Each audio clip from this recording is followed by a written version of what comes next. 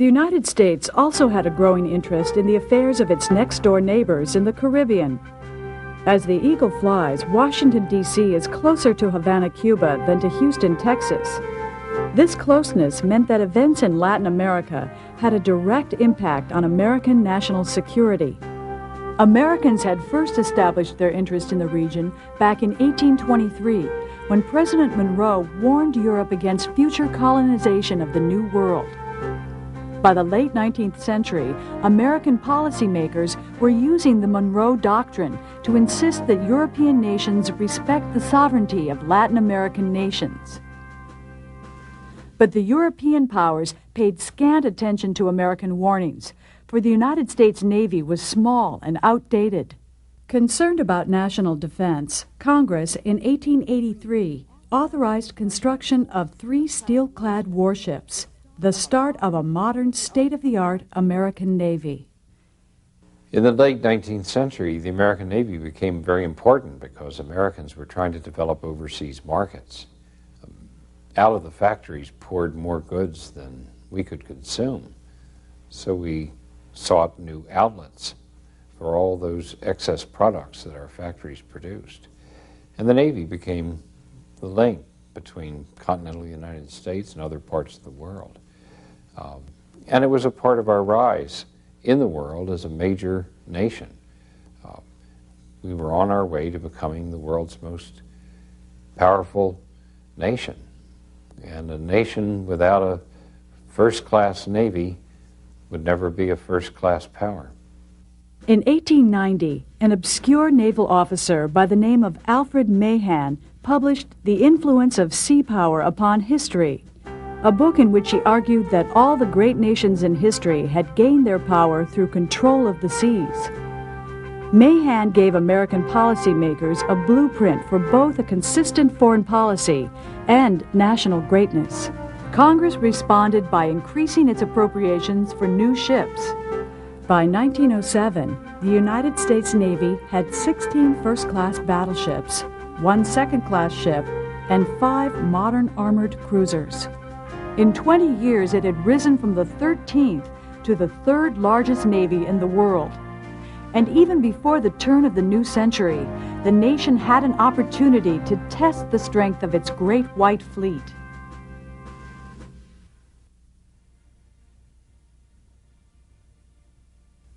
In February 1895, Cuban nationalists once again rebelled against their Spanish rulers.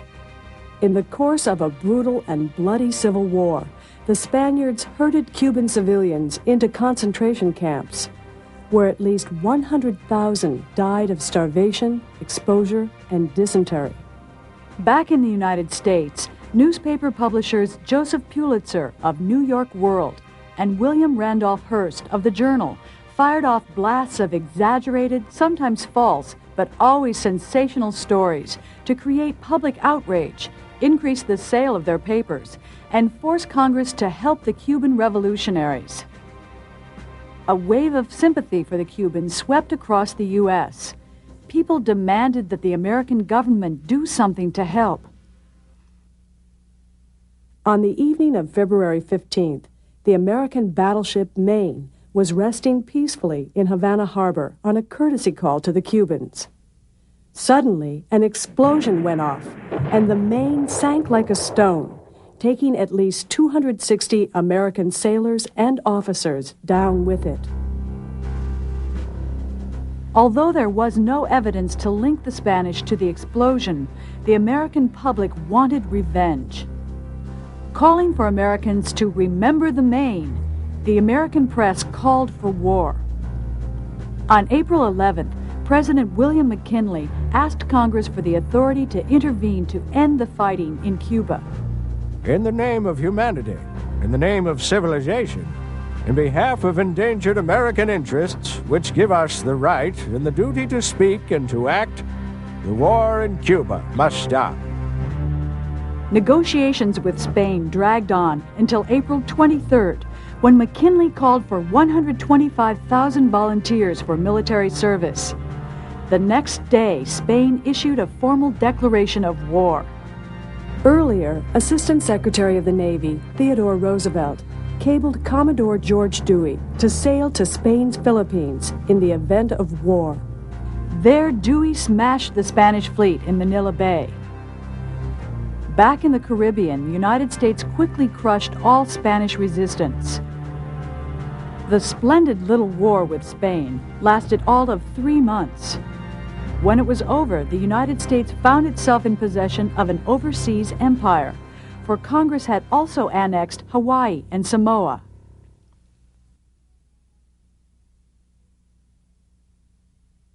Conquest raised many new questions. What, for example, would be the fate of the millions of non-whites now living under American sovereignty? Were the new territories colonies? Could they become states? Were they protected by the U.S. Constitution? The United States would come up with different answers for its new possessions. In the late 19th century, Germany, Italy, and Japan joined Europe's older empires in the rush for overseas possessions.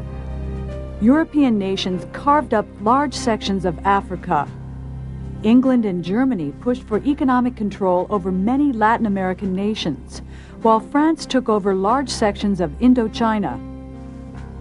By 1914, more than 80% of the world's land was under European control. Believing that Americans were among the great fighting races of the world, Theodore Roosevelt and other expansionists wanted the United States to keep its newly won territories as part of an American world empire. Many American policymakers were excited about the foothold that the Philippines gave the United States in the commerce of Asia. In order to gain access to the huge Chinese markets, Secretary of State John Hay called for an open-door policy in which European nations would agree to the right of free trade for all nations wanting to do business in China and pledge to respect Chinese independence. At first, President McKinley was unsure about what to do with the Philippines, but after weighing all of the options, finally made his decision. Take them all and educate the Filipinos, and uplift and civilize and Christianize them, and by God's grace do the very best we could by them as our fellow men for whom Christ died. These sounded like noble sentiments, but what did the Filipinos think of all of this? Filipino leader Emilio Aguinaldo insisted on his nation's independence and led an armed resistance against the Americans that would continue for 3 years and cost more than 4,000 American and more than 200,000 Filipinos' lives. Back home, opposition to the war grew quickly. The Anti-Imperialist League vigorously opposed the war. Their members included such prominent Americans as former Presidents Benjamin Harrison and Grover Cleveland, industrialist Andrew Carnegie, and writer Mark Twain.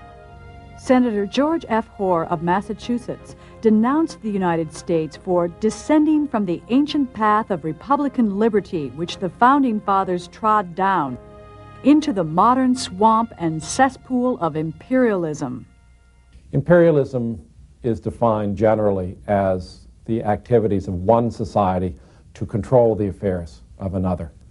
Generally, it can be accompanied by colonialism, actual physical occupation of another society, but it doesn't have to be. It can be simply sufficient political power or sufficient economic power, and often cultural influence, so much that the imperial society has an overweening, a dominant say in what goes on in the other society. As the Filipino-American War dragged on, atrocities committed by both sides turned the fighting vicious. American troops tortured and killed prisoners, slaughtered whole villages, and destroyed their crops in order to starve the Filipinos into submission. Once the Filipino War ended in 1902, the U.S. government and American missionaries worked to improve the lives of Filipinos, constructing schools and hospitals, and setting up a civilian government. The United States would not grant the Filipinos their independence until after the Second World War.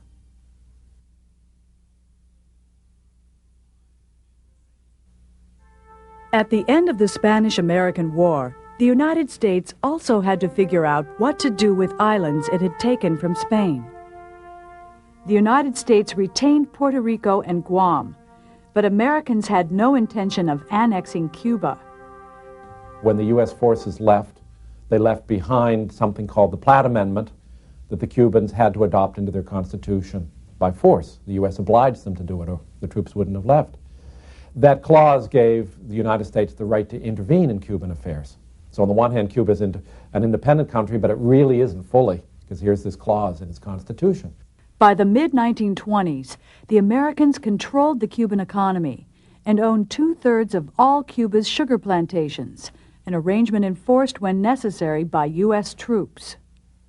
We went down to Cuba, for example, and eastern Cuba found a tremendous resource of iron ore that could be shipped very cheaply up to the United States and used for the further production of steel. We found copper in Chile. We found other mineral resources in other areas and brought them into the United States. So we were looking not just for markets to sell our goods in, but we were looking also for markets so that we could buy raw materials, bring them to our manufacturing centers, and produce more and more of the goods we were producing.